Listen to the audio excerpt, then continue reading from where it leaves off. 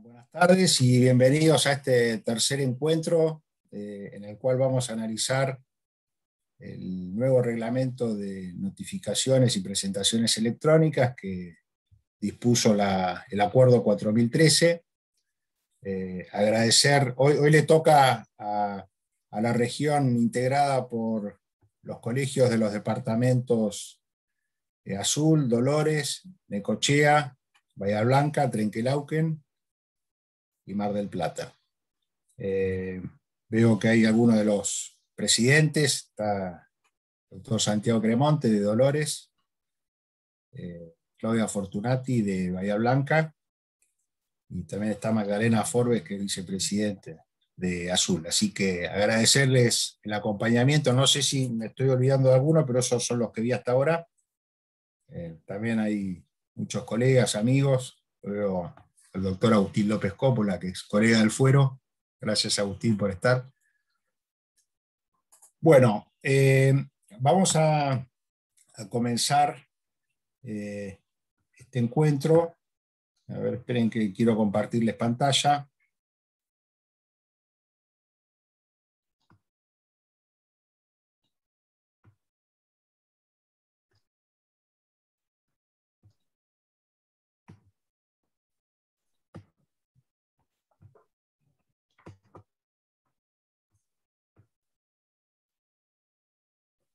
Bueno, esta me quedó la diapositiva del primer encuentro, nunca la pude cambiar, así que les pido disculpas.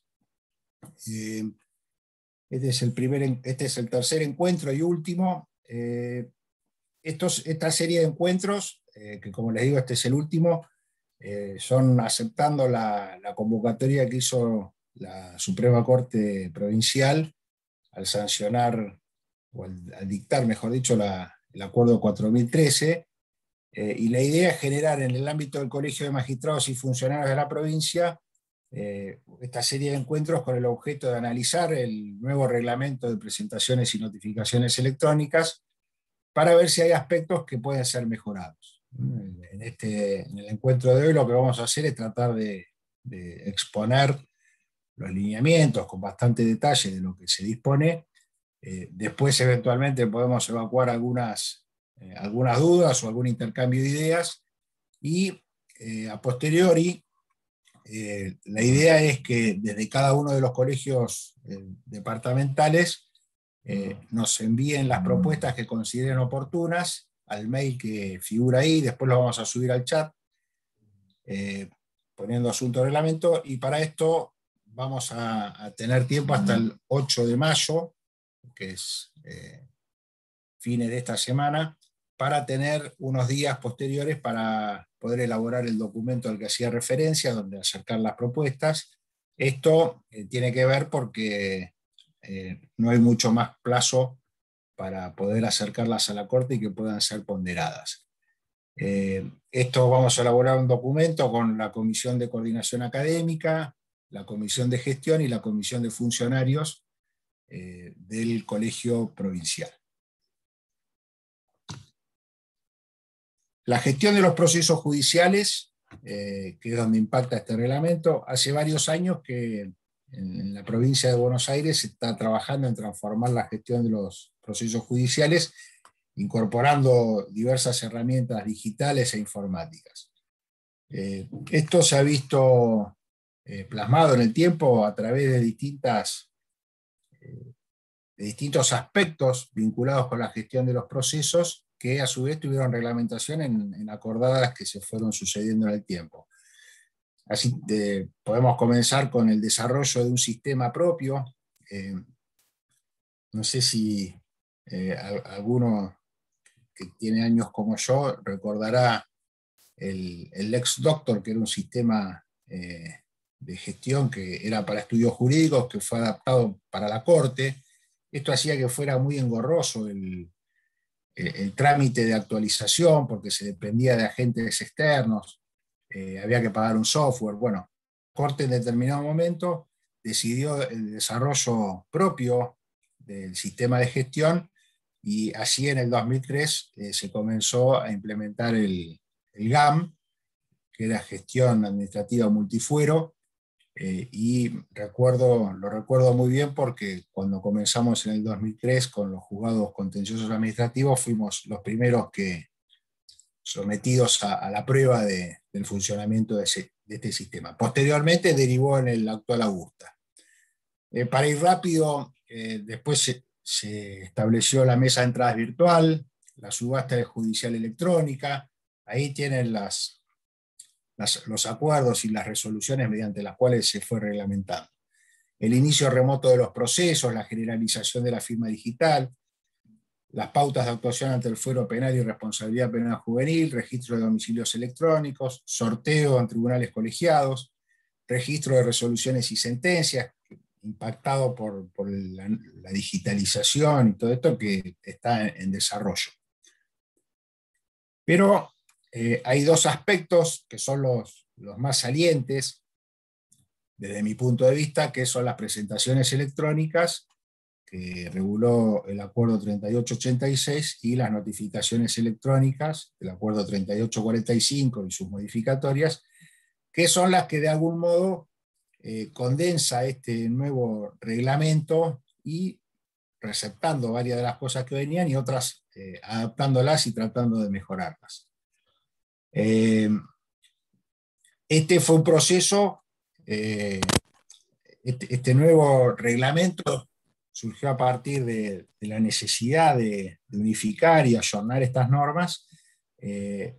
La Corte lo que resolvió fue convocar algunos operadores, muy poquitos por cierto.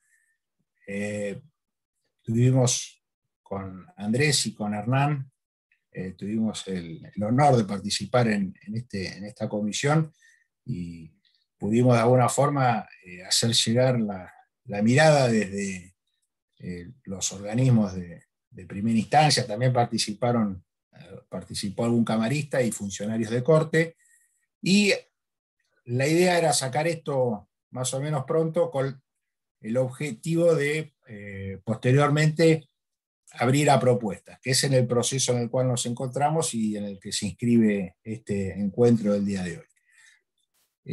A los fines de que tengan clara la numeración y de qué estamos hablando, el Acuerdo 4013 aprueba como anexo un reglamento de presentaciones y notificaciones electrónicas.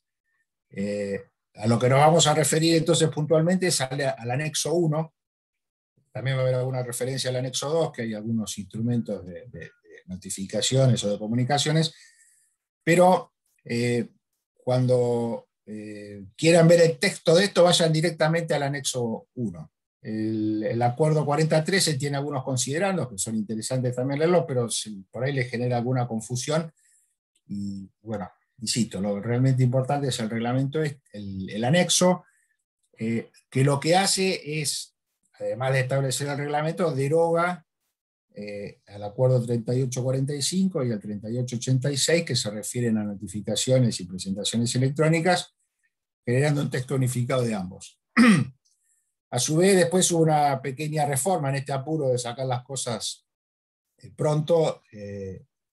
Hubo el Acuerdo 4016, hace una pequeña modificación en el 4013, y luego el presidente de la Suprema Corte, en función de las facultades que se le habían delegado, saca un texto ordenado del reglamento, que es en definitiva el que vamos a analizar.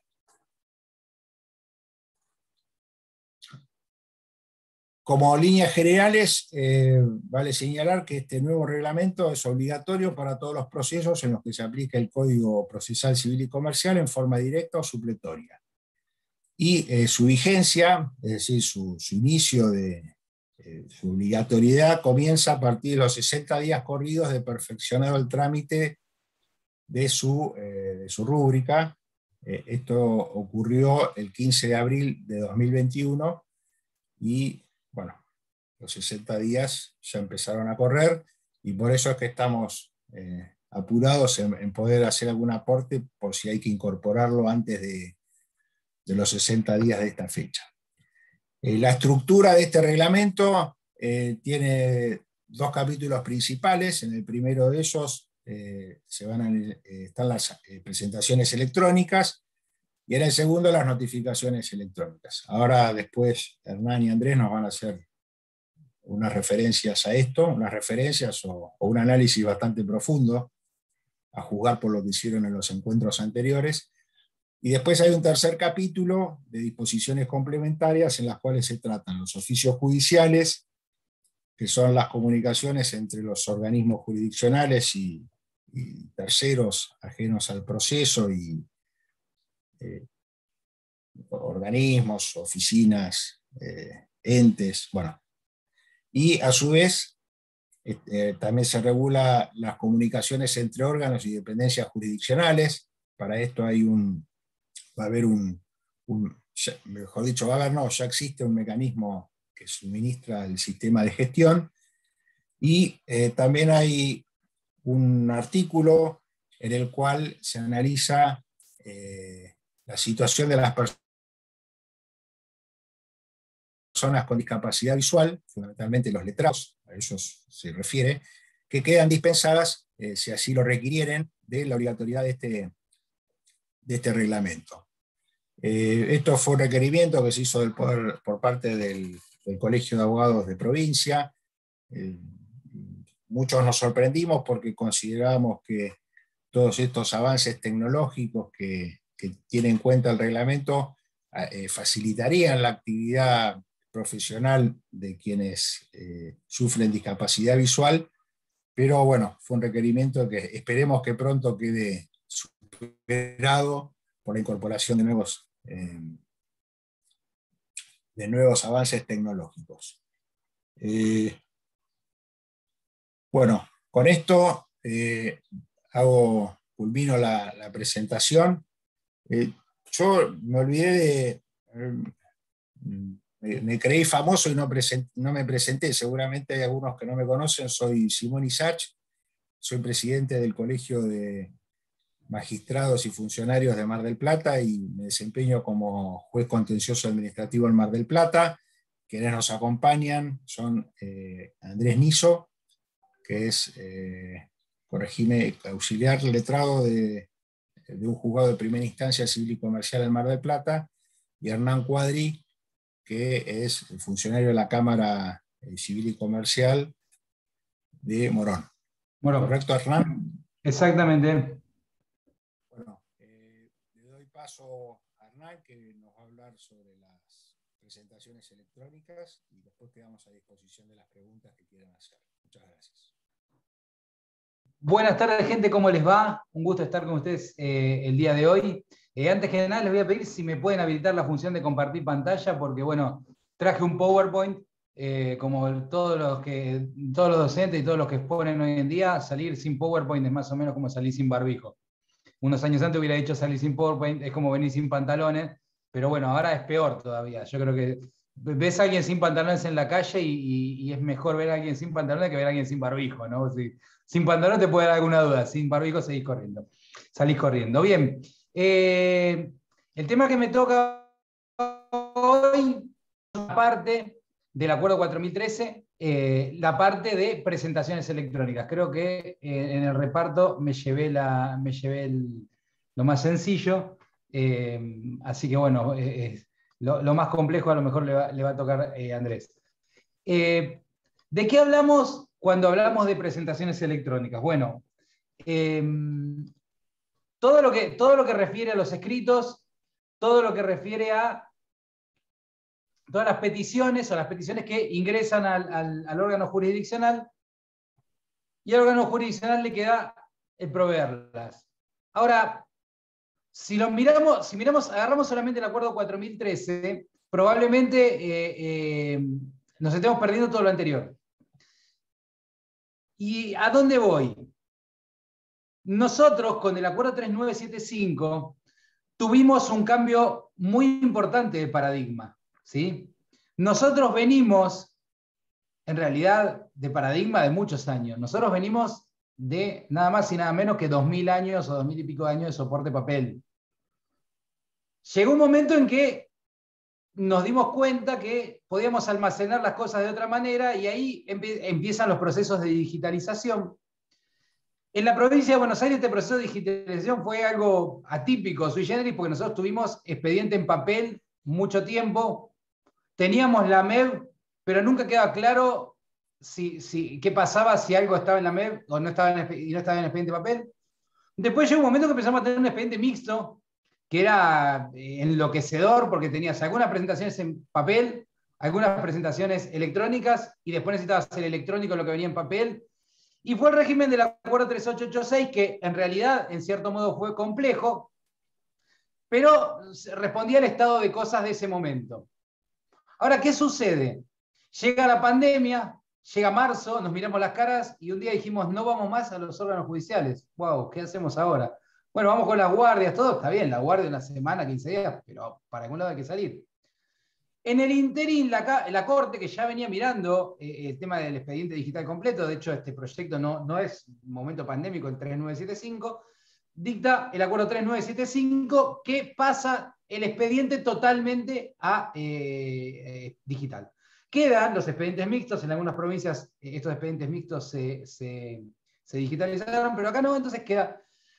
Lo que nosotros tenemos que acordarnos, o que quedarnos, es que el expediente hoy es el digital. El expediente en papel es un resabio de lo que viene quedando de antes, y para poder trabajar con un expediente digital, necesariamente todo lo que ingrese tiene que ser digital. O sea, ahora no tenemos un lugar donde poner las cosas en soporte de papel. Eso es una pauta, creo que es un norte. No está escrito en ningún lado, pero creo que es un norte. Es decir, no tenemos un lugar para poner las cosas en soporte de papel. No tenemos un expediente de papel. Podemos tener un sobre, podemos tener lo que quieran, pero no hay un expediente de papel. Y la segunda cuestión a tener en cuenta es que, además del 3886, nosotros tenemos una resolución, que es la resolución 10 de 2020, está así, eminentemente pandémica, que fue donde la Corte dijo, bueno, tenemos que ver para dónde salimos, y bueno, vamos a salir haciendo esto. Entonces, implementa una serie de medidas, una serie de disposiciones que fueron marcando la forma de trabajar durante todo el año 2020. Esta cuestión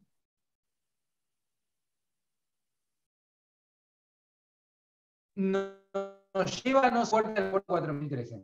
¿Y qué quiero decir con esto? Para que podamos bajar un poco el nivel de ansiedad frente a todo lo nuevo. Todo lo nuevo trae un poco de ansiedad, pero esto debería traernos menos, porque en realidad, en lo que hace las presentaciones electorales, el acuerdo 4013 no es más que lo que se venía haciendo con la 3886, adaptado por la resolución 10 y dado un viso de permanencia y algunos ajustes mínimos. No tan mínimos, pero ajustes en definitiva. No es que sea algo novedoso y disruptivo en este sentido.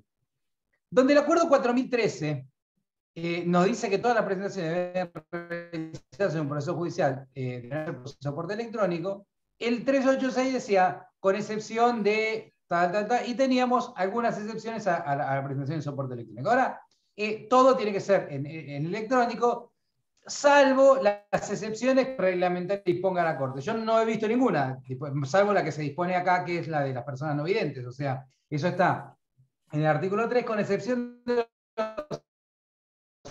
los escritos con excepción de los supuestos de las normas reglamentarias. Hasta ahora, el que yo tengo identificado es de las personas no videntes, no otro más. Y acá nos indica qué hacer si llegamos a recibir algo en soporte de papel en estos casos. ¿Se acuerdan de mujer si digitalizaba el juzgado, digitalizaba la parte, digitalizaba el abogado? O sea, antes siempre teníamos el problema de quién iba a digitalizar, los expedientes que quedaban esperando la digitalización de la presentación que venía en soporte de papel. Un lío. Sí, pero bueno, un lío pero que sirvió, y ahora llegamos a esto, donde todo va a ser en soporte digital. Bien. Ahora, ¿por dónde seguimos? Yo creo que es interesante hacerlo esquemáticamente y dividir entre presentaciones de mero trámite y que no se consideren de mero trámite. Las de mero trámite, que siguen estando definidas en el acuerdo 3842, serán exclusivamente generadas en soporte digital y firmadas electrónica y digitalmente por los letrados. ¿Sí? Entonces, las de mero trámite son solamente digitales. ¿Cuándo? Cuando lo firma el patrocinante o el apoderado. No, siempre. Patrocinante o apoderado, porque la ley de ejercicio profesional, la 5177, específicamente les dota a los letrados la posibilidad de hacer esta presentación en mero trámite con su sola firma. Entonces falta, alcanza su sola firma electrónica. Ahora, ¿qué pasa cuando las presentaciones no son de mero trámite? O sea, nos regimos por el acuerdo 3842. Bueno, por un apoderado, alcanza la presentación electrónica. No lo dice el acuerdo, pero va de suyo. Si la parte tiene certificado de firma digital o tiene algún acuerdo que le permita hacer presentaciones electrónicas, se hará por esa vía. Ahora, si no se da ninguno de estos supuestos, o sea, ese clásico parte que viene con un letrado patrocinante, hay que ir al sistema del artículo 5 del reglamento. Y entra en juego la figura del letrado depositario que Andrés y Gastón Vieri lo desarrollaron muy bien en un artículo que está publicado en la ley. ¿Cómo es el juego este? Bien. El escrito será firmado hológrafamente por la parte en presencia de su abogado. Acá no hay, me lo mandó por acá, o sea, más allá de la situación sanitaria y todo, el acuerdo dice lo que dice. El escrito firma hológrafamente por la parte en presencia de su abogado. El abogado genera una copia digitalizada del escrito firmado por el litigante y la adjunta a una presentación electrónica, o sea, lo escanea, lo digitaliza, lo pone en presentación electrónica y lo adjunta a la presentación. Es de buena práctica, así lo consideran muchos, que además de estar esta copia adjunta a la presentación, esté también en el cuerpo del escrito, para que no tengamos que estar abriendo constantemente el PDF y estar yendo al link. O sea, que esté la copia en el escrito, en la presentación, más no está escrito en el acuerdo, no podríamos intimar en este sentido, pero la buena práctica indica esto. ¿Qué pasa con el ingreso a una presentación de esta característica? Implica la presentación formal del escrito, la declaración jurada del abogado de que cumplió esta firma y las asunciones de las obligaciones propias del letrado depositario, del depositario del escrito. ¿Sí? Ahora, ¿qué pasa? ¿Alguna vez vamos a pedir este original? Sí. Anteriormente la resolución 10 lo decía, pero no era muy claro, no estaba muy claramente reglamentado. En este acuerdo sí está claramente reglamentado. ¿Cuándo lo podemos pedir de oficio? Mientras la presentación no hubiera sido proveída. Si la presentación fue proveída, nosotros de oficio decimos venga con el original. Ahora, este pedido, no lo podemos decir, bueno, no, en realidad quiero ver el original, quiero ver si usa papel bueno, no. Siempre tiene que ser por resolución fundada. ¿Sí? No puedo pedirlo porque lo pido. ¿Sí? Entonces, resolución fundada con apercibimiento que tenemos por no presentar el escrito. Es intenso. A pedido de parte, cuando dentro de los 5 días posteriores que se notifique la autorresolución porque se provee la presentación. Viene la presentación, el juzgado no la pide, viene la contraria y lo pide. No dice nada de que debiera ser un pedido fundado, pero si la resolución tiene que ser fundada, parecería que el pedido tiene que ser fundado. Imagínense al abuso que se daría en cada escrito que presenta mi contraparte. Quiero exhibición, porque me gusta ver su firma original, quiero tener el autógrafo de Martín Caradagian. Me mandé al frente con la edad, pero bueno. Entonces no, quiero que venga el original por tal razón. Es algo que quizá debiéramos controlar, ¿no? Porque si no, esto puede hackear el proceso. No hay ningún límite. Entonces, bueno, pido el original.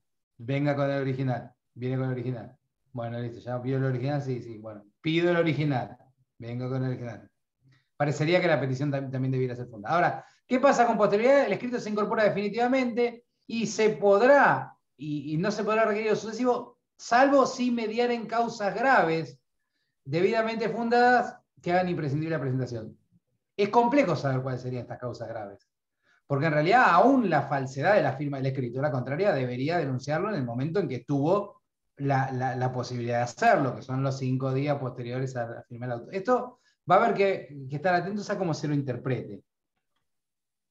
¿Qué pasa si la presentación se torna imposible? Acordémonos que el letrado quedaba como depositario de estos escritos que no eran los de mero trámite, que quedaba encargado de custodiarlos. Bueno, si la exhibición se torna imposible, o sea, directamente no puede venir y no hay culpa del depositario, se cita personalmente a la parte patrocinada para que ratifique sin perjuicio de las medidas que el juez pudiera tomar. O sea, le pedimos el original, no lo pudo traer. ¿Por qué? Y no, porque, bueno, en realidad, no sé, me roban en el estudio y no puedo traer. Bueno, listo. Venga a la parte y ratifique. Ahora, si no se diera este supuesto, o sea, si lo intimo no viene y no alega nada, le podés tener por no efectuada la presentación, o corresponde no tener por no efectuada la presentación. El pedido de que traiga el original se va a notificar, como nos va a decir Andrés después, así que ahí no hay discusión. ¿Se acuerdan que antes de la discusión cómo intimamos? Bueno, eso está después. ¿Qué pasa con los documentos? Es más o menos parecido, pero no tan parecido. Los documentos que deban presentarse deberán venir como archivos adjuntos, lo mismo que se hace ahora. Los originales deberán ser digitalizados, incluido como archivo adjunto en una presentación. El ingreso de la copia digital bajo la modalidad referida representa la adjunción del documento, o sea, traer la copia es como traer el original. La declaración jurada del abogado acerca de su correspondencia con los originales. Ojo, es un pseudo certificador. Digo, vi esto y se corresponde. Si después, cuando venimos con el original no es, puede haber una responsabilidad.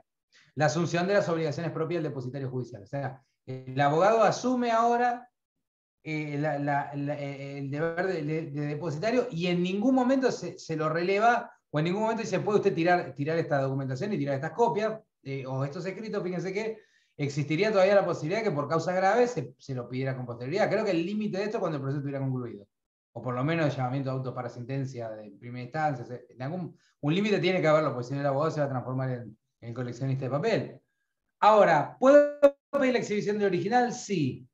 Significativamente no dice por resolución fundada. Entonces, ¿cuándo puedo pedir la exhibición del original? Mientras la presentación que lo hubiera proveído, que los incorpora, no hubiera sido proveída, igual que el otro, y dentro de los 5 días posteriores a la fecha en que se notifique la autorresolución porque se tengan por presentados los documentos. Exactamente igual que en el caso de las presentaciones.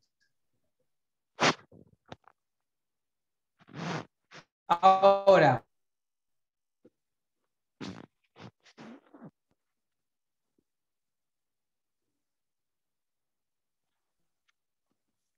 la exhibición para realización de la diligencia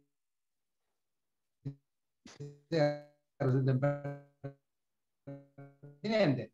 Venga del original para hacer la pericia, bueno, listo, ahí pedimos el original, lo va a tener que traer. No dice el apercibimiento, pero parecía ser el mismo que el escrito. Lo intimo y no lo traen. Y el letrado, ¿no?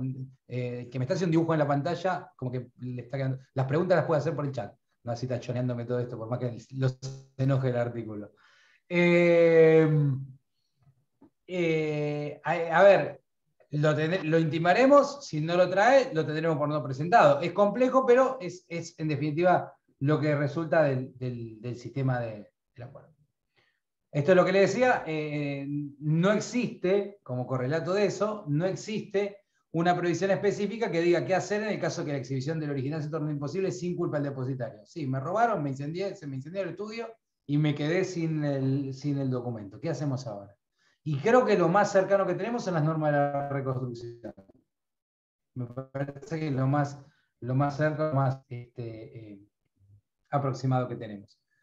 Supuestos excepcionales. ¿Qué pasa si el documento no entra por el hueco porque tengo que meterlo, básicamente? ¿Qué pasa si el documento no lo puedo ingresar a través del sistema de notificación y presentación electrónica? Saben que el espacio para subir adjunto no es de lo más generoso.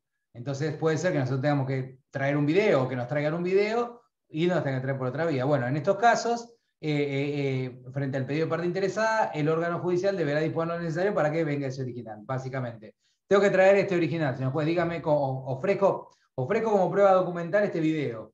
Ahora no lo puedo traer porque no sube por el sistema. Está la otra posibilidad que es incorporación de prueba electrónica en la nube, o sea, lo subís a la nube, lo hasheás y le das al juzgado para que lo descargue. Siempre sería lo más sencillo, ¿no? Pero bueno, a veces hay alguien que quiere traernos un CD, un DVD o algún de ese tipo de cosas. Está previsto en este lugar.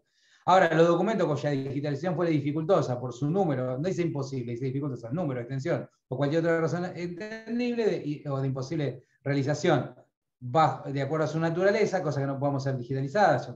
Tenemos que traer ofrecimos como prueba una botella que le explotó y lastimó a un cliente nuestro. Bueno, en ese caso no la vamos a poder digitalizar, pues nos va a romper también el impresor, el escáner, no podemos digitalizar una botella rota. Entonces, bueno, en esos casos, quedan en poder del letrado, quien asume el carácter de depositario y deberá presentarlo cuando se lo pidan. ¿Sí? La copia de los documentos, bueno, ya copia no vamos a traer más, va a ser suficiente la agregación del documento en formato digital, porque de ahí podemos traer todas las copias que queramos, y en el caso de que tengan que ir acompañados con alguna diligencia, bastará con la indicación precisa y clara de la disponibilidad a través de los sistemas de consulta telemática. Ya vamos terminando mi parte. Comprobante de presentaciones electrónicas. Es muy similar al 3886. Se tendrán por efectuadas en el momento en que se registre en el sistema informático, que registrará el momento exacto en que fueran presentadas, sistema de notificaciones y demás. En un momento estuvo la discusión respecto al artículo siguiente, o es una discusión que está muy instalada, si en algún momento las presentaciones deben apagarse, o sea, debe de poder dejar de hacerse presentaciones. Me adelanto porque sé que es un tema que es rípido y es árido. En realidad eso no estuvo previsto, no está previsto apagar el sistema. Yo sé que es una complicación. Yo creo que la complicación no es tanto que nos ingresen las presentaciones como todo el incordio que bajarlas y todo eso, porque si no hubiera que bajarla y vincularla a la presentación, te aparece directamente en la causa, bueno, ves cómo trabajar, porque en definitiva si no te las hacen durante el mes de feria, te van a hacer todas el primer día. Y es un tema muy sensible, así que en este sentido quedó igual que estaba. Lo único que se modificó es que el encargado de revisar no es solamente los funcionarios, sino que son ahora los funcionarios y agentes. Formato de las copias, esto es importante, se remite a Resolución 3 del 2020 de la Secretaría de Planificación, que dice cuáles son las pautas que deben observarse en cuanto a resolución del escáner, forma de denominar de los archivos, pauta de prolijidad y todo. Ahora, lo que sucede es que no hay un apercibimiento concreto que diga, bueno, si no lo haces así, te vas a quedar sin tu documentación. Así que bueno, esto quedó es un poco aspiracional, decir, bueno, tiene que hacer de esta manera, pero siempre, si la forma en que nos trae la documentación o la copia que nos trae la documentación no es suficiente, no es clara y demás, bueno, podremos intimarlo para que venga a traer las cosas como corresponde, para que las podamos compulsar, visualizar y visualizar también la contraria. He repasado a lo largo de estos 30 minutos toda esta cuestión de las presentaciones electrónicas. Si hay alguna pregunta, alguna cuestión, la podemos ver después, así dejamos que Andrés vaya a la parte de notificaciones y bueno, después vemos en el chat lo que haya surgido y demás, si les parece. Andrés, te veo en la pantalla justo de abajo mío. Vaya usted con su parte, apago el micrófono. Muy bien, gracias Hernán. Ahí estoy compartiendo también la pantalla para que puedan ver el Power que preparé para hablar sobre esta segunda parte, o el segundo capítulo, que se refiere a las notificaciones por medios electrónicos que trae este nuevo reglamento. Y vamos a comenzar entonces a partir del artículo 2. El artículo 2 establece la obligatoriedad de constituir domicilio electrónico. Lo hace en términos bastante similares al acuerdo 3845, en esto no varía demasiado. Se mantiene esta particularidad de que las partes tienen que constituir un domicilio electrónico. El único requisito es que ese domicilio sea único, aun cuando no sea el de quien las patrocina o las asiste en el proceso. Es decir, no necesariamente el domicilio electrónico debe coincidir con el del abogado que asiste a la parte, y esto ya estaba previsto en el artículo 3, como les mencionaba anteriormente, del acuerdo 3845, que está vigente, ¿no?, actualmente. Luego pasamos a lo jugoso o a lo novedoso de este nuevo reglamento, que es nada más ni nada menos que la implementación de un sistema general de notificaciones electrónicas, que implica esto, desde ya les adelanto, un abandono total o un nuevo cambio de enfoque en cuanto a las notificaciones procesales tal como las veníamos manejando hasta este momento. Este artículo 10 cuenta de varios párrafos. Yo ahora voy a leerlo rápidamente y después vamos a ir analizando cada uno de los párrafos en particular, porque trae cuestiones verdaderamente muy novedosas. En primer lugar, lo que determina el artículo 10 es que, salvo algunos supuestos que quedan fuera de este sistema general de notificaciones que están contemplados en el artículo 11 y que los vamos a ver más adelante, se establece que la notificación de providencias, resoluciones y sentencias que sean pronunciadas, atención con esto porque se refiere al ámbito material de aplicación del régimen de notificaciones electrónicas general, que sea en los procesos civiles, comerciales, laborales, de familia y contenciosos administrativos, y también en las ejecuciones tributarias, que tramiten en todos los órganos jurisdiccionales de todas las instancias, inclusive los que tramitan ante la Corte Suprema de Justicia en instancia originaria. Se establece que todas las notificaciones, recordemos, sentencias, resoluciones y sentencias, y proveídos se van a notificar de manera automatizada bajo el régimen que se contempla en este reglamento. El segundo párrafo lo que determina es que el sistema de gestión judicial, es decir, el Augusta, va a predeterminar la comunicación automatizada que esté asociada a la firma del respectivo acto procesal. Esto quiere decir que cuando un proveído, una resolución o una sentencia, automáticamente ese trámite va a ser depositado, esa copia digital de ese trámite va a ser depositado en el domicilio electrónico de los destinatarios con la mera firma, ya sea que se utilice la modalidad del trámite de firma individual del trámite, o ya sea que empleemos la modalidad de firma ágil o firma por lote que está en el sistema y que muchos organismos lo utilizan. Este sistema va a permitir individualizar, dice el tercer párrafo, aquellos domicilios electrónicos a los que no deba cursarse la notificación automatizada, es decir que, por defecto, esta notificación automatizada va a operar respecto de todos los destinatarios, los que tengan domicilio constituido electrónico en cada proceso, pero el operador, el juzgado, va a poder individualizar algún determinado domicilio en particular que por alguna razón no tenga por qué o querramos nosotros evitar la notificación automatizada. Supongamos el caso de una medida cautelar que podemos decidir excluirla de la notificación hasta tanto no esté efectivizada, no esté materializada respecto del afectado por esa medida. Y luego el cuarto párrafo del artículo 10 determina que la notificación, el cómputo de la notificación se va a practicar de acuerdo a lo que establece el artículo 13 de ese reglamento. De esto podemos resumir como principales reglas que todo se notifica en forma electrónica. Cuando decimos todo, es todo: providencias, resoluciones y sentencias definitivas o equiparables a tales. Esto lo que hace de alguna manera es receptar de manera ya definitiva lo que se había introducido en forma transitoria y excepcional a través de la resolución de presidencia 1020, que, recordemos, en el marco de la pandemia, autorizó la notificación de sentencias en forma electrónica, cuestión que, de la lectura rígida del Código Procesal, conforme al 143, si bien se refiere a medios electrónicos, al correo electrónico, quiero decir, vedarían en principio la posibilidad de notificar determinados actos procesales. Todo esto queda definitivamente incorporado, estas previsiones de la resolución de presidencia 1020, y a partir de ahora, o a partir de la vigencia de este acuerdo del 4013, todo se va a notificar en forma electrónica bajo esta modalidad automatizada de notificación que se generaliza. ¿Qué implica esto? Bueno, como sabemos, porque ya alguna cuestión automatizada ya estamos incorporando al proceso a partir de una de las últimas reformas que hubo en el acuerdo 3845, implica principalmente la supresión de formularios adicionales al proceso. Por ejemplo, la confección de una cédula electrónica desaparece.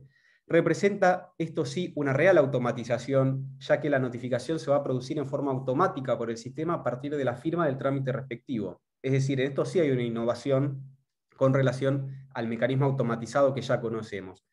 Y en la innovación o el avance es en este sentido de que implica una real automatización. En el que tenemos actualmente requiere la firma y la notificación. Son dos pasos que son siempre ejecutados por el operador. A partir de este nuevo régimen se va a configurar que el sistema automáticamente emita la notificación apenas sea firmado el trámite. Desaparece ese doble paso. Y esta metodología... Una cosita, Andrés. Sí. Esto fue, de algún modo, quedó así, porque lo que se planteaba es que en el actual sistema, si ustedes recuerdan, hay que incorporar el domicilio electrónico en cada una de las resoluciones, proveídos y sentencias, lo cual sí se lleva a todo el universo de lo que despacha un juzgado, implicaba un trabajo extra. Entonces, para superar este inconveniente y esta carga de trabajo que era significativa, lo que se solicitó, y así quedó plasmado en la reglamentación, es que se incorporara por defecto. Con lo cual, a partir de este dato, no sería necesario más la incorporación del domicilio electrónico. A cambio, lo que se genera es que tampoco tenemos control para manejarlo y se dispara directamente la notificación. Perdón, Andrés, que... No, está perfecta la aclaración, porque en realidad esto por ahí da la idea o la primera impresión de que es más trabajo porque uno piensa que es la aplicación o el traslado de lo que ya conocemos de este sistema automático de notificación, pero esto en realidad apunta a una verdadera automatización, es decir, a reemplazar actividad humana del operador humano lo máximo posible para tareas que el sistema ya está preparado para directamente prescindir de una ejecución de una tarea humana que siempre es pasible de la existencia de algún error. Entonces, hoy la notificación va a estar asociada a los domicilios electrónicos que sí obviamente van a tener que estar cargados como dato de las partes en cada una de las causas, y lo único que va a permitir el sistema va a ser la posibilidad de excluir, previo a la firma, algún domicilio electrónico al cual nosotros querramos, por alguna razón, evitar que opere con relación a determinada parte. Este sistema, como también les decía anteriormente, no va a interesar qué metodología de firma empleemos, ya sea la firma individual del trámite o la firma por lote. En todos los casos va a operar este nuevo mecanismo automatizado de notificación. Para entender un poquito por qué avanzamos hacia este sistema de notificación automatizada o sistema general de notificación, tenemos que tener en cuenta el estado actual del expediente digital en Provincia de Buenos Aires, por lo menos en los fueros civil, comercial, de familia, laboral, contencioso administrativo, etc. Hoy por hoy, en un expediente que tramita en forma íntegramente digital o electrónica, como el que ya tenemos en Provincia de Buenos Aires a partir del Acuerdo 3975 principalmente, ya no tiene mucho sentido mantener un sistema de nota en la medida de que la totalidad de las constancias que estén disponibles en un expediente van a estar precisamente disponibles a través de medios telemáticos de consulta. Y esto fue una respuesta, digamos, en la cocina del show podemos decir que se trató una sugerencia o un pedido del Colegio de Abogados que era muy insistente esta implementación de la nota electrónica, lo cual, un sistema similar al que tienen, por ejemplo, en el Poder Judicial de la Nación, lo cual implicaba realmente una adecuación de sistemas muy importante que, con todo el esfuerzo que requería, íbamos a ir avanzando hacia un sistema que en realidad no tiene razón de ser en el marco de un expediente electrónico. Teniendo en cuenta las particularidades de la MEP, básicamente que, como sabemos, no tiene una actualización instantánea de los datos y las posibilidades de que los organismos además pueden dejar en estado privado determinados trámites de manera involuntaria, se imponía adoptar algún tipo de solución para poder darle seguridad jurídica, en especial a los usuarios externos, que solo pueden conocer lo que sucede en un expediente, actualmente en un expediente judicial, a través de medios informáticos de consulta. Hoy insistimos, todas las actuaciones judiciales, como sabemos, las presentaciones, notificaciones, providencias, resoluciones de todo tipo, solo pueden existir en un plano digital, conforme obviamente el reglamento que aprobó el Acuerdo 3975. Y por esto no habrá posibilidad para los usuarios externos a cada organismo otra manera de conocer lo que está sucediendo en un expediente si no es a través de medios virtuales. Ni siquiera van a poder ir al juzgado o a la Cámara, a cualquier tribunal, porque van a pedir el expediente y no existe ningún legajo ni registro en papel que puedan compulsar. Esto obviamente torna en letra muerta la carga de comparecer a la mesa de entradas de los juzgados a los fines de anoticiarse de resoluciones que no se van a enterar acudiendo físicamente a una mesa de entradas. Esto entonces lleva a la Corte a la necesidad de un nuevo enfoque en materia de notificaciones y superar en la faz práctica esta distinción que existe entre las notificaciones ministerio legis y las notificaciones que hay por cédula, y se expande de este modo el sistema automático de notificación con relación a todos los actos procesales que vayan siendo dictados por los organismos judiciales en el marco de todo tipo de procesos y en todas las instancias en donde es aplicable este reglamento. Esto implica que el libro de asistencia ya deviene absolutamente innecesario y se decidió excluir la posibilidad de incorporar esa funcionalidad del sistema de nota electrónica que tanto se reclamaba desde el Colproba. Esta carga de comparecer a la mesa de entradas, que contempla el 133 del Código Procesal Civil y Comercial, lo que hace es ser reemplazada en la práctica por una imposición tecnológica ya, por la carga de acceder al portal a fin de verificar las notificaciones que son depositadas en el domicilio electrónico de cada destinatario. Eso es lo que tenemos que tener en cuenta. El estado actual del expediente, la disponibilidad que tenemos permanente, y se optó por este sistema a través del sistema de notificaciones y presentaciones electrónicas que permite trazar todas las notificaciones. Podemos evaluar en cada caso si las notificaciones efectivamente fueron llevadas a cabo o no. Y para el usuario externo, la carga es mucho más sencilla que la que tenía conforme el Código Procesal, porque le basta los martes y viernes, como ahora vamos a ver cuando veamos el artículo 13, la carga de acceder al sistema a fin de verificar si recibió o no alguna novedad en cuanto a lo que acontece en los expedientes judiciales que intervienen. ¿Qué sucede con las copias para traslado? Si hay que notificar con copias para traslado. Para esto tenemos que tener en cuenta determinadas premisas. La primera, insistimos que todas las presentaciones y todas las documentaciones van a estar incorporadas al expediente en soporte digital.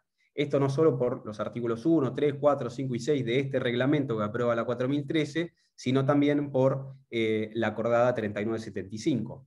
A su vez, cuando la legislación procesal requiera el acompañamiento de copias y o documentos, esta carga la vamos a tener por cumplida con su agregación en formato digital, y cuando se trate de constancias que ya estuvieran agregadas o incorporadas al expediente digital, lo que va a bastar va a ser la individualización precisa. Teniendo en cuenta esas premisas, el artículo 10, cuarto párrafo, en su segunda parte, lo que dice es que en caso de que sea necesario juntar copias digitales de documentación o de presentaciones previamente incorporadas a la causa en soporte electrónico o digital, el órgano judicial lo que debe hacer es añadir al proveído el o los trámites que corresponden a través de la referencia trámite adjunto que provee el sistema de gestión judicial.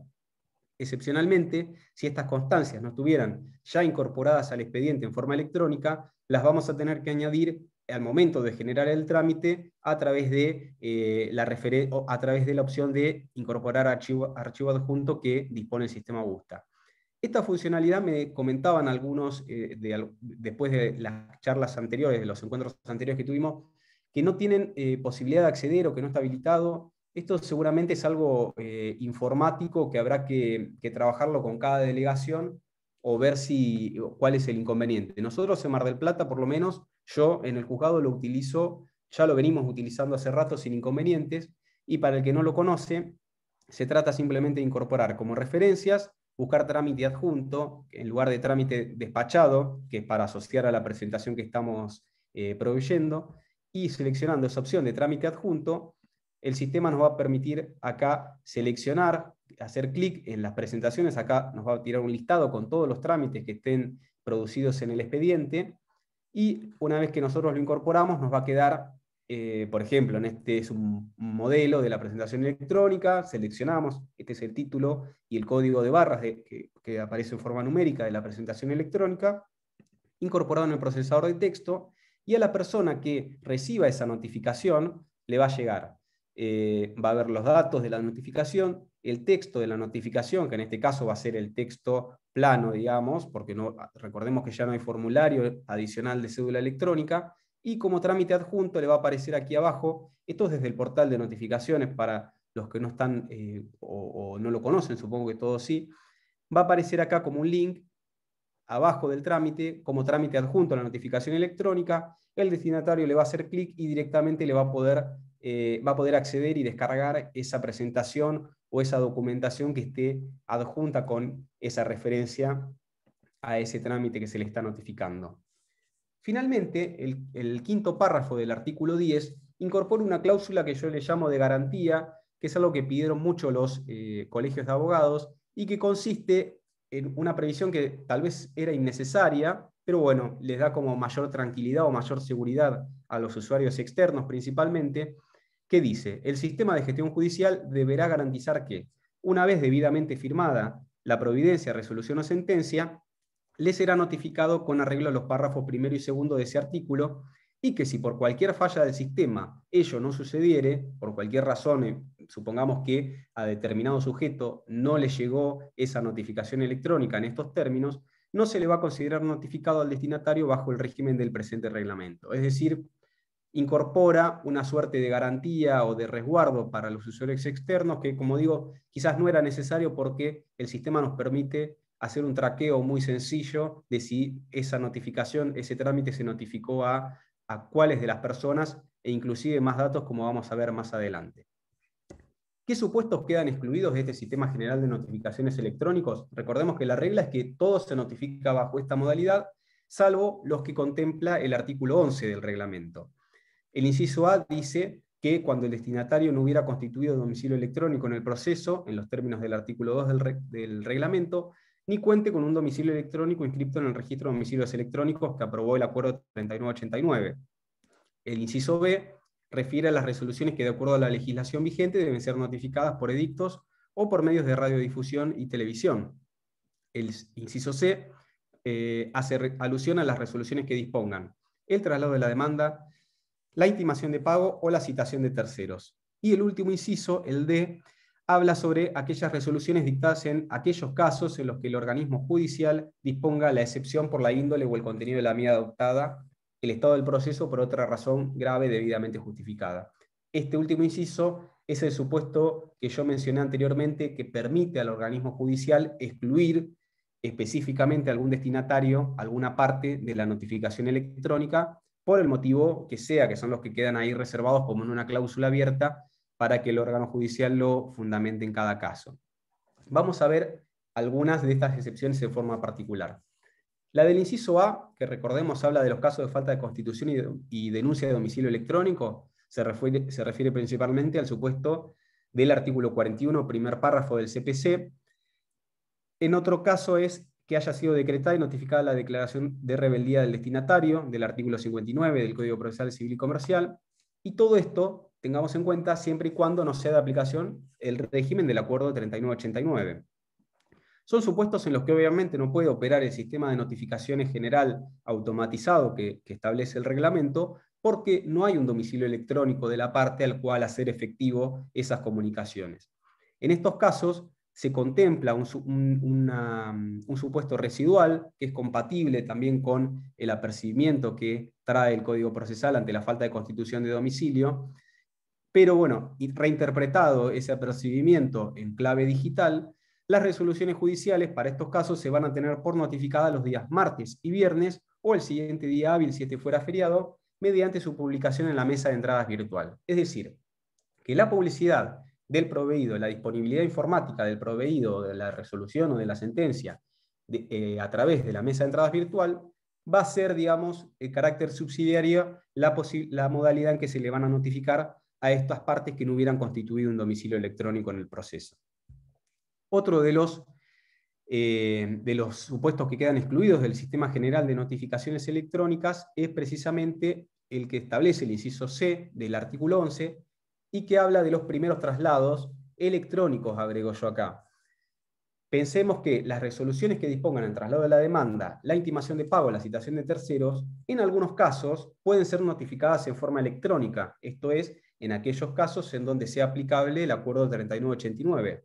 Bien, en esos supuestos ya tendríamos un domicilio electrónico en donde poder notificar, pero a fin de salvaguardar el derecho de que tiene el interesado a modificar o transformar la pretensión, conforme al artículo 331 del Código Procesal Civil y Comercial, a pesar de tener las posibilidades técnicas de hacer una autonotificación de esos trámites, el acuerdo lo que hace es diferir la notificación electrónica hasta tanto el interesado lo solicite en forma expresa. Y esta notificación de los primeros traslados electrónicos, cuando la tengamos que practicar, lo vamos a hacer mediante un formulario, que es el único formulario que vamos a mantener en el sistema de notificaciones electrónicas, que se llama simplemente notificación electrónica y que es aprobado por el artículo 2 del Acuerdo 4013. Este modelo de notificación electrónica, que como les decía aprueba el artículo 2 del acuerdo, es un formulario bastante sencillo que va a tener muchas referencias automáticas para hacerlo lo más fácil posible, y simplemente va a indicar los datos del expediente y la transcripción del trámite que se le está notificando, y con opciones de si es con o sin copia.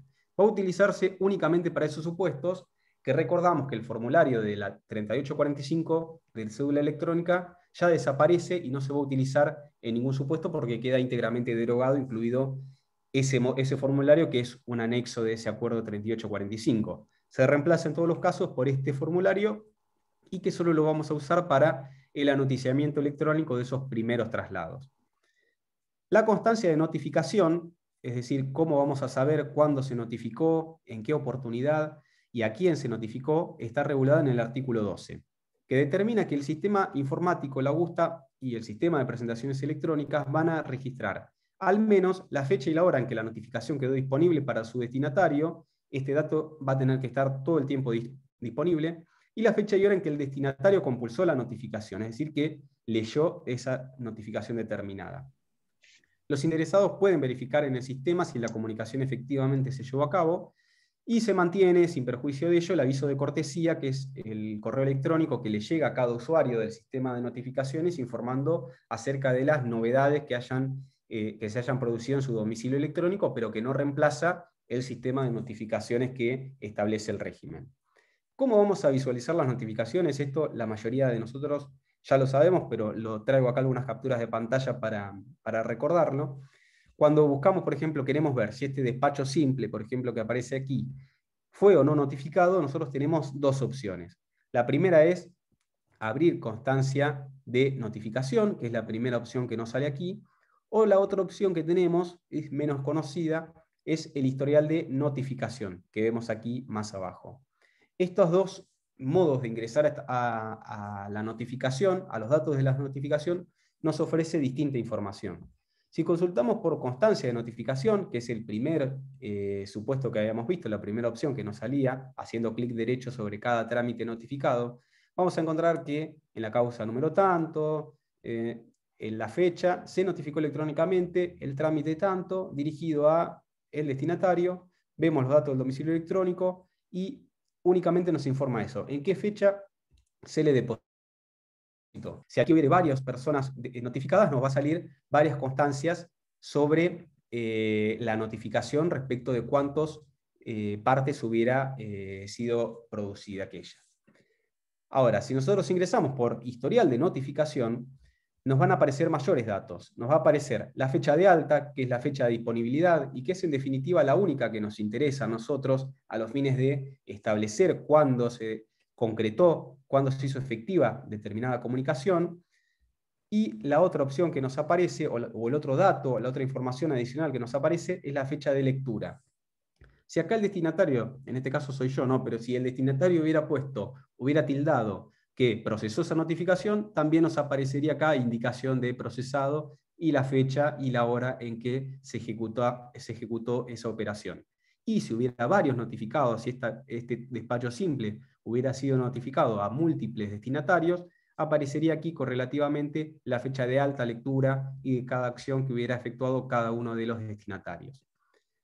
Desde el portal, el usuario, principalmente el usuario externo que se está notificando, va a poder verificar los datos a través de estas opciones que tienen acá, fecha de notificación y alto disponibilidad. Alto disponibilidad, entiendo yo, esto siempre lo sostuve, entiendo que es la única fecha que debería informar el sistema, porque la fecha de notificación, esto siempre depende de la opción que el organismo tilda al momento de practicar la notificación. Con la fecha de alto disponibilidad, en realidad es la única que a nosotros nos interesa a los fines de establecer en concreto cuándo se materializó o cuándo se perfeccionó la notificación de acuerdo a las reglas que ahora vamos a ver y que están contempladas en el artículo 13. El artículo 13 del nuevo reglamento nos indica entonces, al igual, en esto no se innova, que todas las notificaciones que sean producidas a través de este sistema general de notificaciones se van a tener por cumplidas el día martes o viernes inmediato posterior, o el siguiente día hábil, si alguno de ellos no lo fuere, aquel en que la resolución judicial hubiera quedado disponible para su destinatario. Por eso les decía yo que la única fecha que nos interesa es la fecha de alta o de disponibilidad. A partir de allí, nosotros o el destinatario practicará el cómputo a los fines de establecer cuándo se tiene por perfeccionada. Obviamente, y al igual que en el régimen del Acuerdo 3845, cuando mediaren supuestos de urgencia, que tienen que ser debidamente justificados en la providencia respectiva, la notificación se va a producir en el momento en que dicha resolución se encuentre disponible para su destinatario. El fundamento de esto, de mantener este sistema, es que en esta nueva etapa, recordemos siempre que en materia de proceso electrónico rige el principio de progresividad en la implementación de estas nuevas reglas o estas nuevas herramientas, y lo que se hizo fue en esta nueva etapa que se implementa a partir del Acuerdo 4013, en orden al punto de partida de los efectos derivados del acto de las comunicaciones, mantener la modalidad de cómputo que ya conocíamos y que ya estaba vigente. Esto es que todo se va a tener por operada la notificación el día martes o viernes posteriores a su dictado, que en realidad va a coincidir con la fecha en que se deposita la comunicación en el domicilio electrónico de los destinatarios. Las razones de esto fue, bueno, en primer lugar, el acostumbramiento a que esta regla ya viene del artículo 143 del Código Procesal Civil y Comercial, si bien cuando se refiere a la notificación por correo electrónico oficial, pero lo cierto es que también esta regla fue mantenida en prácticamente todas las reglamentaciones que fueron dictadas en la materia. La última, que es aún vigente, el artículo 7 del reglamento aprobado por la acordada 3845. Y además, la regla, teniendo en cuenta la regla del artículo 133 que está prevista para los supuestos de notificación ministerio legis, que en la práctica, recordamos, se trata solo de reemplazar en este sistema la carga de comparecer a la mesa de entradas por la de acceder al portal a fin de conocer, acceder al contenido de la información judicial. Y fue una manera de uniformar todo el sistema de notificaciones y no hacer distinciones que podrían llevar a confusión si se practicaban los términos del 135 o 133, se decidió uniformar y unificar ese cómputo a esa regla ya bastante conocida y bastante arraigada por todos en cuanto a notificaciones electrónicas. Culminando con eso, pasamos al artículo 14, que establece algo novedoso y que fue implementado quizás a pedido en parte por el Colegio de Abogados, en parte por algunos magistrados que plantearon estas inquietudes, que hoy tenemos que tener en cuenta que una vez que una sentencia es firmada, automáticamente se notifica. Y entonces la duda pasó con algunas limitaciones que nos trae el Código Procesal Civil y Comercial, en particular el artículo 166, que ahora lo vamos a analizar para ver por qué sale prevista esta aclaratoria inmediata de sentencias, que dispone el artículo 14. Rubricada una sentencia definitiva sujeta a la notificación electrónica automatizada, el organismo judicial emisor únicamente va a poder, de oficio y a través de otro acto expreso, corregir errores materiales o aclarar conceptos oscuros equivalentes al error material. Y se pone como límite para el ejercicio de esta facultad un plazo breve, que es de 2 días, siguientes al perfeccionamiento del acto respectivo con la firma digital del magistrado o funcionario en caso de que sea necesaria la firma del funcionario. El fundamento, entonces, como le decía, es esto: tener en cuenta el artículo 166 del Código Procesal, que indica: una vez pronunciada la sentencia, concluye la competencia del juez respecto del objeto del juicio y no se puede sustituir ni modificar. Le corresponde, el inciso 1 dice del 166, ejercer de oficio, pero antes de la notificación de la sentencia, la facultad que le otorga el artículo 36, inciso 3. Como sabemos, el artículo 36, inciso 3, habla sobre la corrección de errores materiales o suplir omisiones que hubieran existido en la sentencia sobre las pretensiones deducidas en el proceso por las partes, y esta limitación, es decir, ya caería en letra muerta, esta antes de la notificación, porque todo una vez que se firma queda notificado en el momento.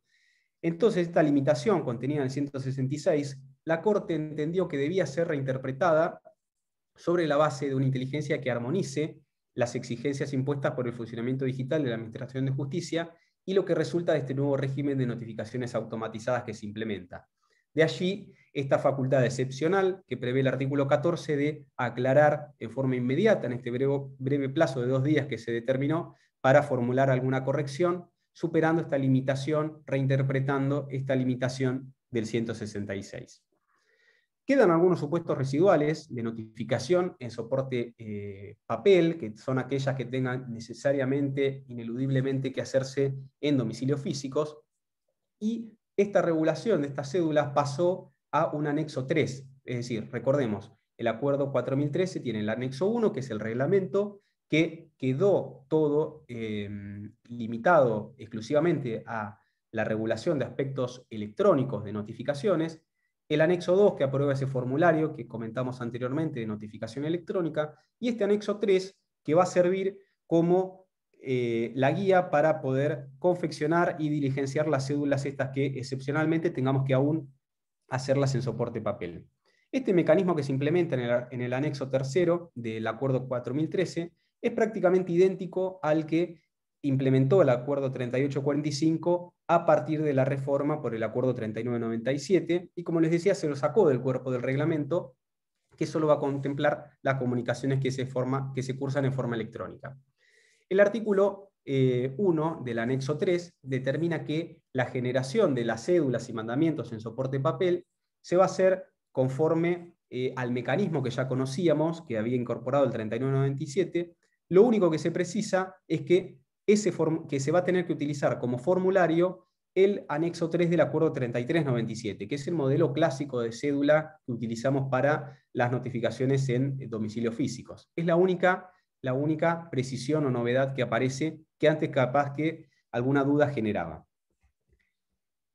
A tales efectos, entonces, quien genera la cédula, previo a su remisión, debe comprobar integridad y legibilidad de copias adjuntas en caso de que fueran necesarios acompañarlas, y el sistema informático va a generar, esto también es novedoso, por eso está remarcado en rojo, en forma automática una leyenda al pie del instrumento que indique al destinatario que el documento fue suscripto con firma digital o electrónica y las instrucciones para verificar su autoría e integridad, así como también los mecanismos para acceder a la documentación adjunta.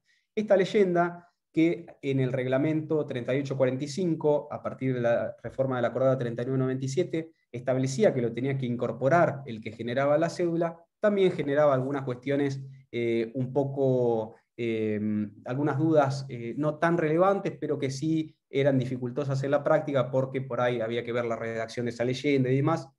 Hoy se establece que esa leyenda es incorporada, generada automáticamente por el destinatario, al igual que los códigos de validación QR o alfanumérico que también los hace el sistema.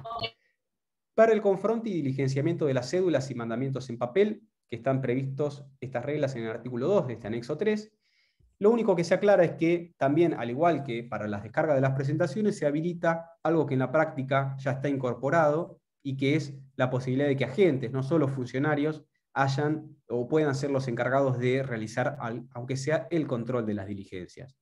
También se elimina una periodicidad fija, sino que queda librado una periodicidad necesaria que lo va a determinar cada organismo para formular el confronte. En este caso, el mecanismo sigue siendo igual, al igual que el mecanismo para validar el documento y acceder a las copias de traslado, sigue siendo generado todos estos sistemas por códigos verificadores y QR automáticamente por el sistema.